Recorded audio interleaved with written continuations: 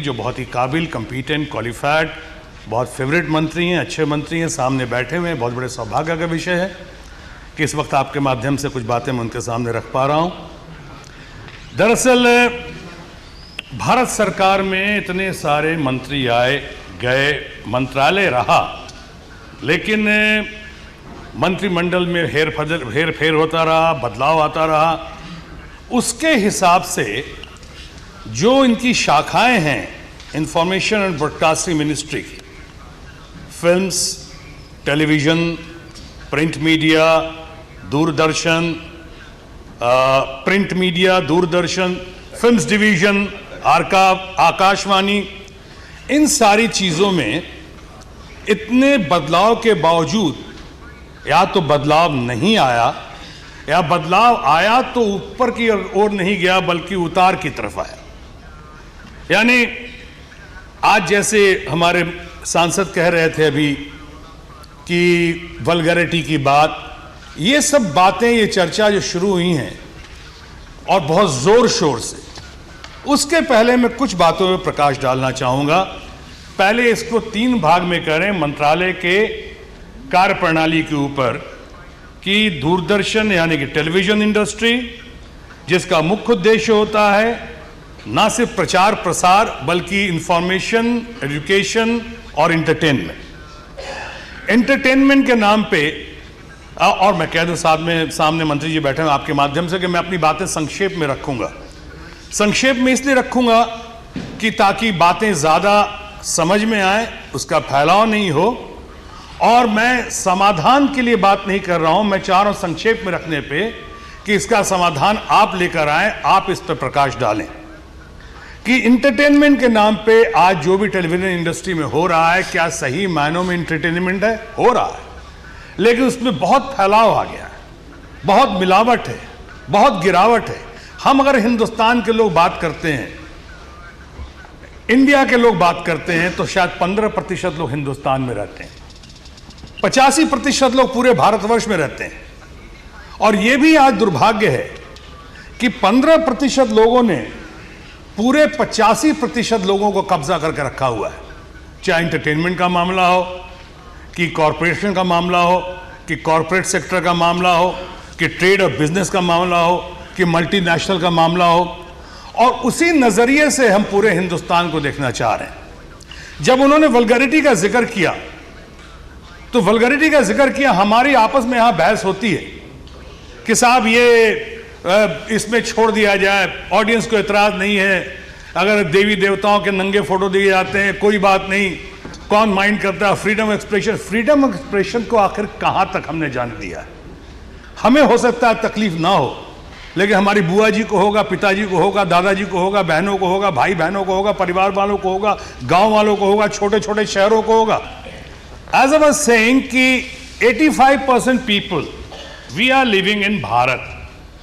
अभी क्या होता है, 15% लोग या 20% लोग जो शहरों में है, बड़े शहरों में है, वो पूरे देश का ठेका ले लेते हैं जो इंडिया में है, और वो समझते हैं वो जो देख रहे हैं, जो हो रहा है या जो कर रहे हैं, वो पूरे देश के लिए, सबके लिए सही है। शायद ऐसा नहीं है।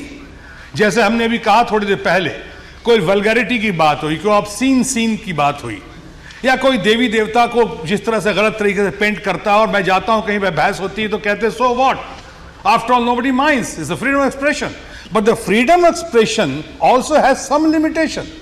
You can't go up to that extent कि जो करके दिखा दें। You have to also think that your people are living inside the country, other parts of the country.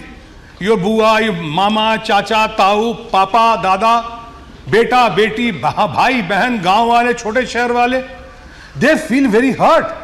और यही कहने से काम नहीं चलेगा टेलीविजन में कि सवेरे पत्नी कोई और है और रात में पत्नी कोई और हो गई। टेलीविजन खोलने जा रहे हैं एंटरटेनमेंट के नाम पे, पता ही नहीं कि कौन किसका पति किसके साथ भाग गया, किसकी पत्नी किसके साथ जुड़ गई वहां पे, वी डू नॉट नो। और ये कहने के नाम पे कि एंटरटेनमेंट है, certainly is not healthy entertainment, but I will not take much of a time on this particular issue. I think the message is conveyed जो मैं कहना चाह रहा था कि इंटरटेनमेंट के नाम पे बहुत ज्यादा कुछ मॉर्बिडिटी और वल्गैरिटी भी आ गई। इंफॉर्मेशन के नाम पे ऑल ओवर द वर्ल्ड आज हमारी टेलीविजन की क्रेडिबिलिटी सबसे कम है या बहुत कंट्रीज के मुकाबले बहुत कम है। हमारा दूरदर्शन, मैं टीका टिप्पणी नहीं कर, बहुत लोगों के नजरों में उसको नाम झूठ दर्शन भी रखा है, रीच बहुत ज्यादा है, क्रेडिबिलिटी कहां है? क्रेडिबिलिटी ये कि अभी भी लोग कहते हैं कि CNN क्या कह रहा है और BBC क्या कह रहा है। वो क्रेडिबिलिटी अभी तक हम पैदा नहीं कर पाए। इतने सरकार बदले, इतने मंत्री बदले, आप बहुत काबिल मंत्री हैं, सामने प्रियरंजन दास मुंशी जी बैठे हैं, हमारे पीछे हमारे छोटे भाई रविशंकर जी भी बहुत अच्छे मंत्री रहे, इनके जमाने में अच्छे अच्छे काम किए। Film institute of India Poona में जो एक्टिंग कोर्स नहीं होता था, वो फिर से 22 साल के बाद एक्टिंग कोर्स इनके जमाने में शुरू हुआ। बहुत ढंग से नहीं चल रहा है अभी, लेकिन चलना शुरू होना ही बहुत बड़ी बात है, और आप लोग चाहेंगे तो बहुत ढंग से उसका भी हो जाएगा समाधान। मैं कुछ बातें सिर्फ सामने रखना चाह रहा हूं। Documentary films division, sure cure for insomnia, आज ये हो चुका है उसका रेपुटेशन कि जिसको डॉक्यूमेंट्री दिखा दें, जिसको 3 महीने तक नींद नहीं आती हो, वो एक डॉक्यूमेंट्री देख के फौरन सो जाएगा। Sometimes known as the sure cure for insomnia. ये क्रेडिबिलिटी है डॉक्यूमेंट्री हमारे। प्रिंट मीडिया में बहुत अच्छा है, फ्रीडम ऑफ एक्सप्रेशन है, बड़ी अच्छी अच्छी बातें होती हैं, खुलकर बातें होती हैं, लेकिन कई बार जब गलत बातें हो जाती हैं और आपके और हमारे चरित्र पे अटैक होता है, कुछ ऐसी बातें होती हैं जिसके हम हकदार नहीं हैं। बहुत सारी बातें अभी जया बच्चन के ऊपर भी हो रही हैं, जो बहुत बातें सच नहीं है और बहुत बातों को किया गया। और ऐसे हम जया बच्चन की बात नहीं कर, हम सब में सब कभी ना कभी इसके शिकार होते हैं। स्टिंग ऑपरेशन आपके सामने है। जो सामने वाले पे हो रहा है तो हमें बहुत अच्छा लग रहा है, और अपने ऊपर पे हो रहा है तो हम रो रहे हैं। कि सामने अगर कांग्रेस पे हो रहा है तो हम खुश हो रहे हैं, बीजेपी हो रहा है तो हम रो रहे हैं, वाइस वर्सा। ये स्टिंग ऑपरेशन जहां तक सच्चाई उजागर कर रही है, जहां तक आप इंफॉर्मेशन दे रहे हैं ढंग से, वो तो सही है। लेकिन जहां पे आप चरित्र हनन कर रहे हैं, जहां तक आपने अपना मकसद सीधा कर रहे हैं, और स्टिंग ऑपरेशन ये बता दें, ये स्टिंग ऑपरेशन कोई समाज की सेवा नहीं हो रही है। ज्यादातर ये स्टिंग ऑपरेशन का भी एक दाम है, एक प्राइस लिया जाता है। ये फला चैनल को दिया जाता है, फला चैनल से पैसे लिए जाते हैं, और पैसे लेकर वो एक व्यापार है, लेकिन उस व्यापार के शिकार हम हो रहे हैं, आप हो रहे हैं, हमारा पूरा परिवार हो रहा है।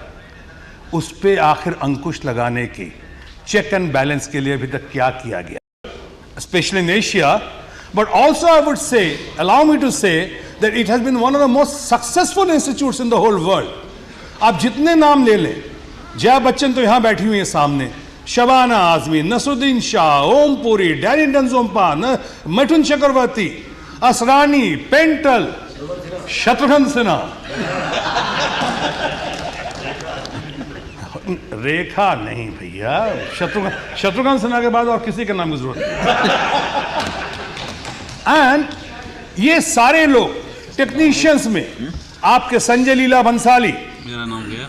ये अपने प्रमोद महाजन है, के महाजन, संजय लीला बंसाली, के महाजन, ऐसे अपना विनोद चोपड़ा, मैनी। लेकिन आज वो इंस्टीट्यूट कहाँ है? आप लोगों ने कोशिश की, हमारे दोस्त हैं, छोटे भाई हैं, रविशंकर जी ने मंत्री थे, इन्होंने बहुत कोशिश की, और आप भी हम श्योर कोशिश कर रहे हैं। लेकिन इसको समझना जरूरी है कि आखिर कहां गए वो दिन, वो बातें कहां गई, जिस फिल्म इंस्टीट्यूट का वो नाम, वो रोशनी, वो शान, वो शीन, आज फिल्म इंस्टीट्यूट में इतनी गड़बड़ी क्यों है? फैकल्टी नहीं है, और जो एडवाइजरी कमेटी है उसमें कौन लोग एडवाइजर्स रखे गए हैं? ऐसे ऐसे लोग हैं जिनका फिल्म इंस्टीट्यूट से दूर दूर तक कोई नाता रिश्ता नहीं है। ऐसे एडवाइजरी कमेटी में ना नसरुद्दीन शाह है, ना जया बच्चन है, ना शत्रुघ्न सिन्हा है, ना डैनी डेंजोंपा है, ना मिथुन चक्रवर्ती हैं। जितने लोग जिन्होंने उस इंस्टीट्यूट को भी नाम दिया है, कंट्रीब्यूट किया है उस नाम में, आज वो लोग कहीं नहीं है। कोई मुंगीलाल, कोई चंपक भाई, ये लाए जा रहे हैं, लेकिन वो नहीं है। टेलीविजन इंडस्ट्री की बात की, डॉक्यूमेंट्री की बात की, प्रिंट मीडिया की बात की, संक्षेप में फिल्म इंस्टीट्यूट की बात की, चंपक भाई और मुंगीलाल जी की बात की, तमाम लोगों के बात के बाद एक बात और मंत्री महोदय आपके माध्यम से, अभी अभी चंपक भाई आ गए, ओ सॉरी राजू शुक्ला जी आ गए, हमारे मित्र। अभी एक और बात सर, एक और बात कहना चाहूँगा। अभी हमारी, जैसे मैंने कहा, फैमिली फ्रेंड हैं और जया बच्चन हैं, उन्होंने कहा, मैं उस बात से कुछ हद तक सहमत ज़रूर हूँ। एक बात से तो सहमत नहीं हूँ, जहाँ सेंसरशिप का मामला है। मेरा ख्याल है, जो मैंने कहा, 85% people living in Bharat and 15% people are living in India. Censorship की ज़रूरत है, ढंग से ज़रूरत है, बिकॉज हमारी Hindi film, with due respect, कुछ लोगों को छोड़ के या बहुत काबिल लोगों को छोड़ के, जो ब्लैक एंड वाइट से शुरू हुई, कलर्ड फिल्म की ओर आई और अब कलर से ब्लू फिल्मों की ओर भी झुकाव आ चुका है उनका। अगर उनको ना रोका गया, टोका गया, तो जैसा हमारे सीनियर कलीग पुजारी साहब कह रहे थे कि साहब, ये ऑब्स्टिनिटी वहां तक बढ़ेगी जहां आज बढ़ गई है। आज दिक्कत आती है कि माँ बहनों के साथ, परिवार के साथ देखें ना क्या देखें, और अगर ना रोका टोका गया सेंसरशिप, और सेंसरशिप को और चुस्त और दुरुस्त करने की ज़रूरत है। इसका मतलब ये नहीं है कि कोई स्कर्ट पहने हुए तो काट दो। ये मतलब नहीं है कि टेक्सटाइल इंडस्ट्री की कमी दिखाई पड़े फिल्मों में तो इसका माने कि टेक्सटाइल इंडस्ट्री की कमी है, कपड़ों की कमी है, इसका माने कि उस फिल्म को रोका है ना। लेकिन आपकी विचारधारा से लेकर आपके हाव भाव, आचरण, व्यवहार, इन सारी बातों का, चाहे भले उसके लिए टीम बनाएं, आप ऐसे लोगों को लेकर आएं जो कि चारों तरफ के सोसाइटी के भिन्न भिन्न, सर 2 मिनट ठहरिए, 1 घंटे में खत्म हो गया।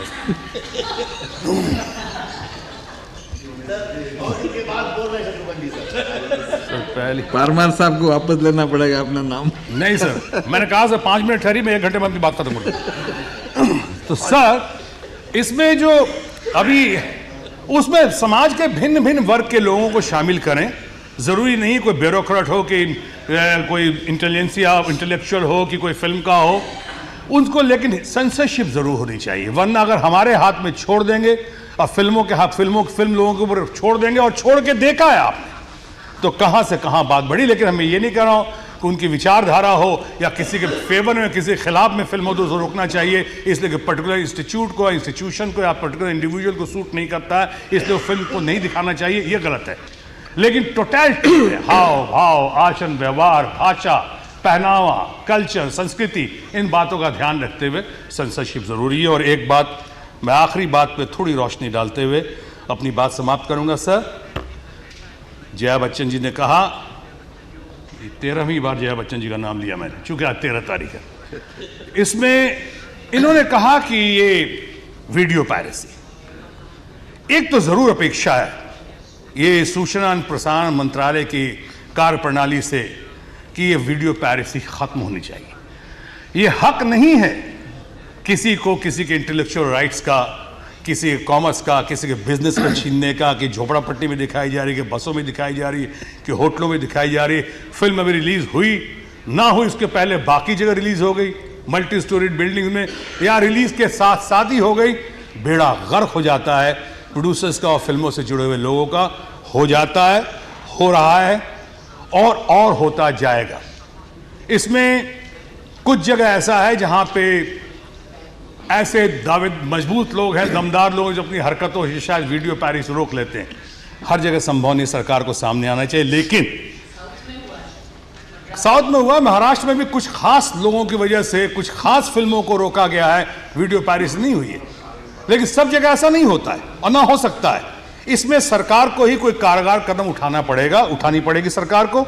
लेकिन साथ साथ सरकार से एक सूचना प्रसारण मंत्रालय और सामने मंत्री जी बैठे हुए हैं, इनसे अपने खास अनुरोध करना चाहूँगा कि इसकी भी कोई मैकेनिज्म होनी चाहिए कि फिल्म वाले वीडियो पायरेसी, हमें बहुत तकलीफ होती है, हमारी फिल्मों को दिखाता है, लेकिन शायद उन्हें भी बड़ी तकलीफें होती होंगी जिनका हम फिल्म वाले धुनें चुराते हैं, कहानी चुराते हैं, उनके फिल्मों को, उनके कंट्री के साथ हमारा अगर ट्रीटी नहीं है तो हम आउटराइट चोरी करके वो सब्जेक्ट यहाँ बनाते हैं। What is right for Peter should be right for Paul. अगर हमें दर्द होता है कि हमारी कोई पायरेसी करता है तो उन्हें भी दर्द होता होगा जिनकी कहानियां चोरी करते हैं हम। मोरे पिया घर आया हो लाल जी को सीधे कर देते हैं यहाँ पे, मेरे पिया घर आया हो राम जी, सीधा नुसरत फतेह अली के एक उदाहरण है। ऐसे बहुत सारी फिल्में। अभी हाल में ताज्जुब हुआ, हमारे मित्र भप्पी लाहिरी जी ने, दादा के तो बहुत ज़्यादा खास मित्र हैं, तो उनके भप्पी लहरी जी ने केस किया अमेरिका में, उनकी धुन किसी ने चुराई, उस पर केस करके out of the court settlement करके पैसा लिया, और जिंदगी भर शायद उन्होंने कितने की धुनें चुराई हैं, उनको ढूंढ रहे हैं लोग, उनको कोई कर नहीं पा रहा। इस बात को समझने की जरूरत है इस बात को समझने की जरूरत है कि अगर piracy is wrong, so same way even that is wrong when we steal people's thought, scene by scene चोरी करते हैं। विद ड्यू रिस्पेक्ट, गुलजार बहुत अच्छे फिल्म मेकर हैं, बट गुलजार साहब, उदाहरण दे रहा हूं, नथिंग अगेंस्ट गुलजार साहब, नाम मत बोलिए नहीं क्योंकि वो नहीं है I am not criticising him sir, I have also worked in film, मेरे अपने, he is a very good director, a very good man. But चाहे कोशिश ले लें आप, जिसमें जया बच्चन भी थी, या मेरे अपने लें जो तपन दा की थी आपन जान, खैर वो परमिशन से ली गई थी, परमिशन के साथ बनाई गई थी, या उनकी वो फिल्म जो साउंड ऑफ म्यूजिक में बनी थी परिचय, ऐसे बहुत, ये पुरानी बात है, अभी भी इतने लोग, चलो ऐसे भी कुछ,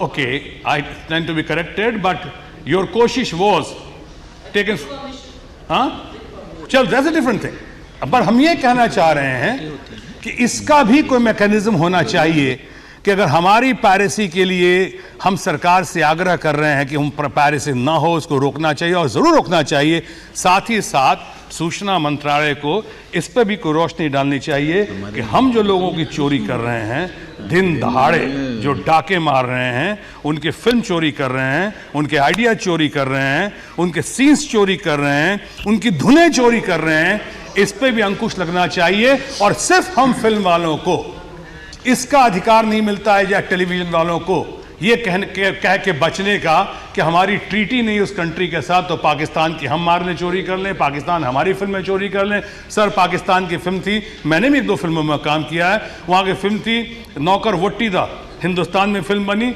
नौकर बीवी का, एक फिल्म वो, और सेम सब्जेक्ट। एक फिल्म थी वहाँ पे मौला जट, उसकी हिंदी फिल्म थी, धर्मेंद्र और मैं थे, उसका नाम था जिन्हें नहीं दूंगा, बाद में पता चला चोरी की है सर, लेकिन मुझे उस वक्त नहीं पता था वहाँ पे